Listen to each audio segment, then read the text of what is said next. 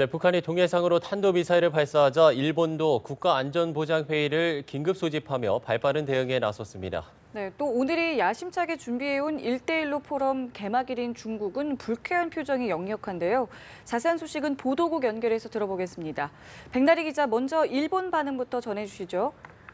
네, 일본 정부는 북한이 동해상으로 탄도미사일을 발사하자 외교 경로를 통해서 북한에 강하게 항의했습니다.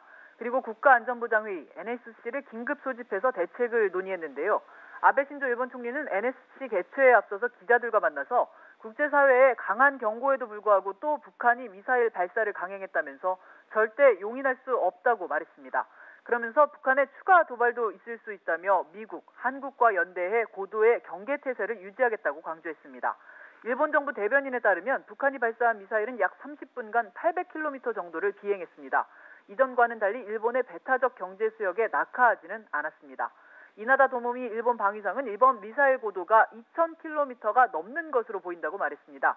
교도통신도 일본 정부의 다른 관계자를 인용해서 이번 미사일이 일반적인 미사일 각도보다 높은 로프티드 궤도로 발사된 것으로 보인다면서 미국 본토에 도달할 대륙간 탄도미사일 개발로 연결될 것이라는 우려가 있다고 덧붙였습니다.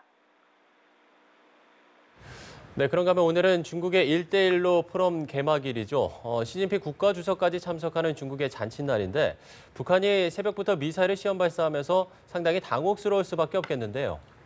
네, 그렇습니다. 이 1대1로 포럼은 중국이 대내외의 국력 과시를 위해서 오래전부터 심혈을 기울여 마련한 행사입니다. 중국 정부는 아직 북한의 탄도미사일 도발에 대한 공식적인 반응을 내놓지는 않고 있는데요. 하지만 개막식 날 북한이 탄도미사일 도발을 하자 불쾌하고 당혹스러운 기색이 역력합니다. 북한은 지난해 9월에도 중국 항저우에서 G20 정상회의가 한창일 때 탄도미사일 발사를 감행해 중국을 불쾌하게 한 적이 있습니다. 지금까지 보도국에서 전해드렸습니다.